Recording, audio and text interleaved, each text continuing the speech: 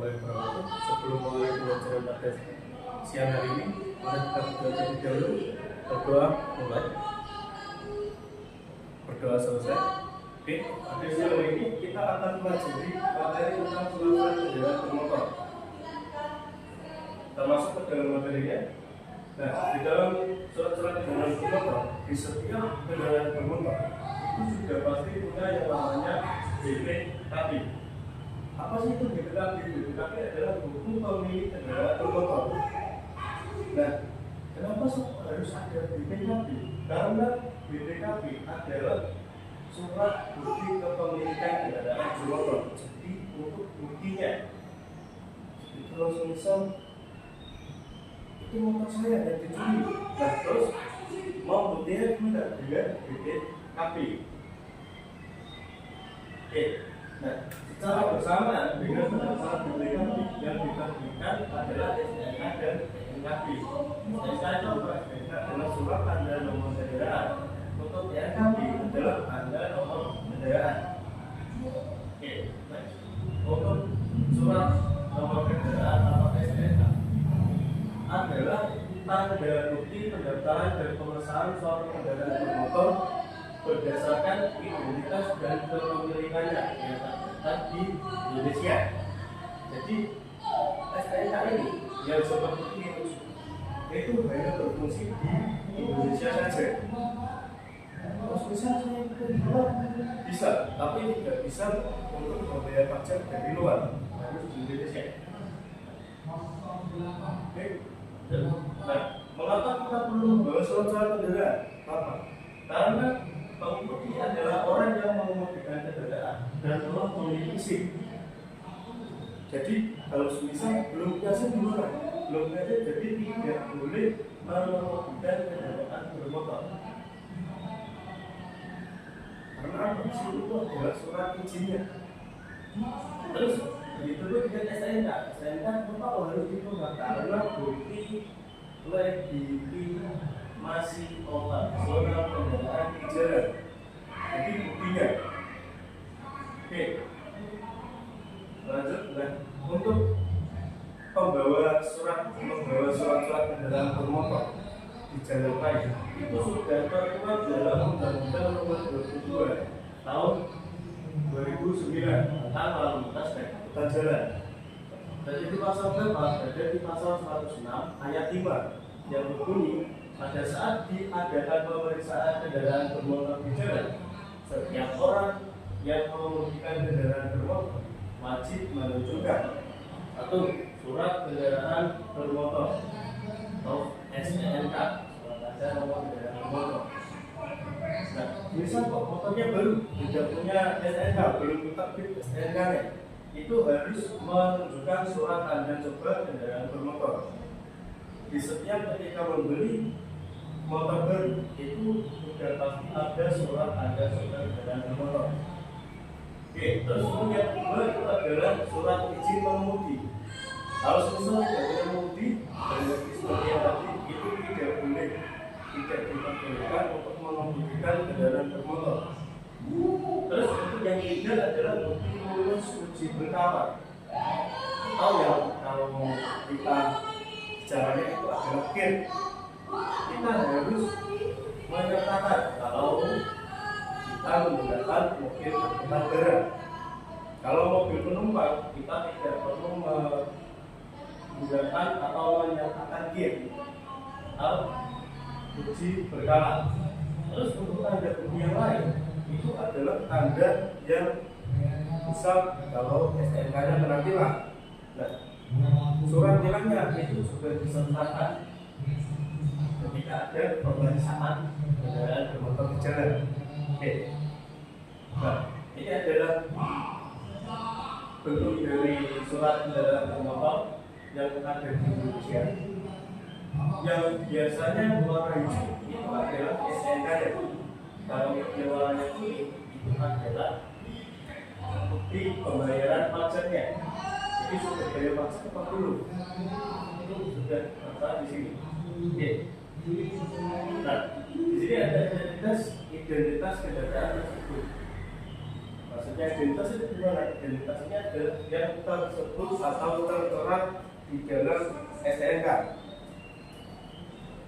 Nah, di dalam STNK ini ada kepolisian mana yang menerbitkannya, ada nomor registrasinya dan lain sebagainya. Oke, kita mulai dari nomor registrasinya. Untuk nomor registrasi, di sini adalah nomor plat nomor.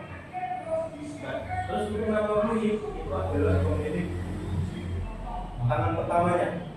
Kalau semisal dijual, nah kalau semisal kok dijual terus sudah dibeli nama, itu sudah dijadikan hanya beli nama. Oke, untuk alamatnya ini ada di Jalan Buai seperti A2 RT 3 di 1 Jakarta Barat. Nah, kenapa alamatnya sampai sebegitu jelasnya? Karena kalau kali terjadi hal yang tidak diinginkan, korban bisa langsung dianggarkan ke alamat tersebut. Oke, terus untuk merek ini adalah pabrikannya. Untuk sini ada di Raja Wali dan jenisnya adalah mobil penumpang, bukan mobil tentara. Terus untuk modelnya ini karena mobil penumpang itu sudah pasti minibus atau mungkin nanti sedan atau gimana. Nah, terus kalau misal ya tadi yang pick up di sini tulisannya itu adalah pick up. Nah, terus untuk di bawahnya ini ada tahun pembuatan. Pembuatan adalah tahun perakitannya. Nah, tapi di sini ada 2013, jadi tahun perakitannya adalah 2013. Terus untuk isi silinder itu adalah kapasitas cc-nya atau kapasitas mesinnya. Untuk kapasitas mesinnya ada 1.600. Terus untuk rangka dan nomor mesin itu harus sesuai dengan yang ada di dalam yang tertera di mesin dan di rangka. Kalau misalnya tidak tertera di mana, itu sudah terbentuk menyalahi aturan. Mungkin mesinnya yang dirubah atau mungkin rangkanya yang dirubah. Kalau semisal perangkat berubah seperti itu, harus langsung melapor ke yang berwajib. Oke, terus di sini ini ada 5 itu adalah warna, bahan bakar, warna NPKB, tahun dan nomor BPKB. Nah, untuk warna ini adalah warna kendaraannya. Nah, warnanya apa? Hitam, putih, merah, sebagainya. Nah, terus untuk bahan bakar itu adalah bahan bakar kendaraannya. Nah, kalau kendaraannya solar berarti bahan bakarnya solar. Warnanya tapi itu adalah warna tanda nomor kendaraannya atau nomor platnya. Itu warnanya apa? Warna hitam, putih, merah, kuning, gitu. Terus untuk tahun registrasi itu adalah tahun pembeliannya.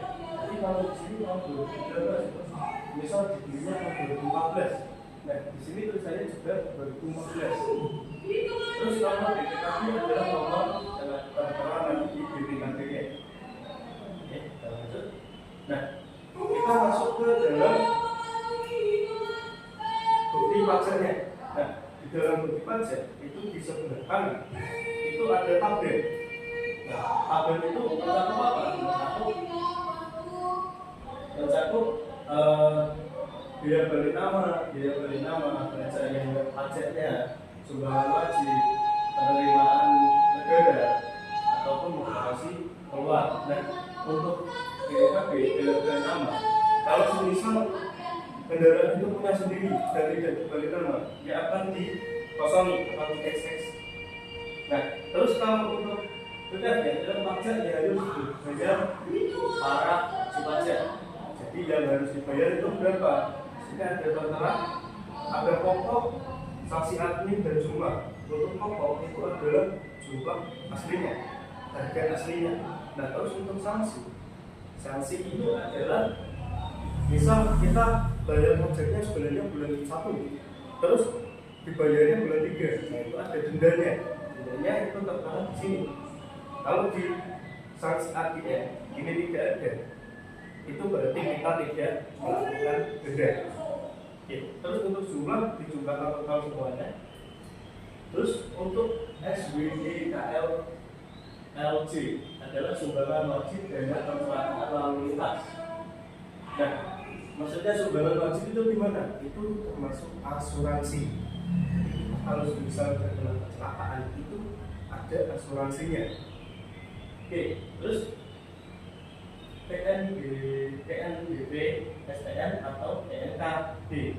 Nah, ini adalah penerimaan negara atas jasa pelayanan pengurusan STNK dan PNKB. Itu apa? Misal kalau jadi plat, jadi plat itu kita kena pajak. Jadi makanya kenapa kok pajak tahunannya itu murah ketika pergantian plat melonjak 20 lipat mungkin. Kenapa ya? Karena ada penerimaan negara. Oke, terus untuk modulasi keluar itu adalah proses pencabutan berkas kendaraan dari Samsat dan layanan BPKB asal kendaraan. Jadi kalau misal asalnya dari Jakarta, kita mau pindah jadi Jawa Timur, nah itu nanti terkena biaya lagi. Nah biaya tertera di sini di modulasi keluar. Oke, dan terus di bawah situ ada jumlah total semuanya. Jadi dari total semua yang ada di atas ini tadi itu di total dan itu yang harus kita bayarkan. Nah, oke, sampai sini ada yang ditanyakan.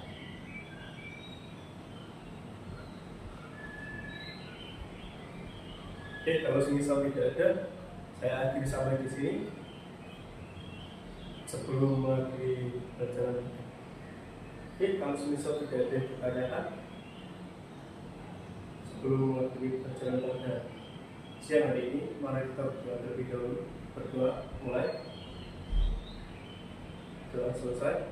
Oke, semoga ilmu yang kita dapat pada siang hari ini bermanfaat bagi kita. Sekian, bila itu dari saya. Wassalamualaikum warahmatullahi wabarakatuh.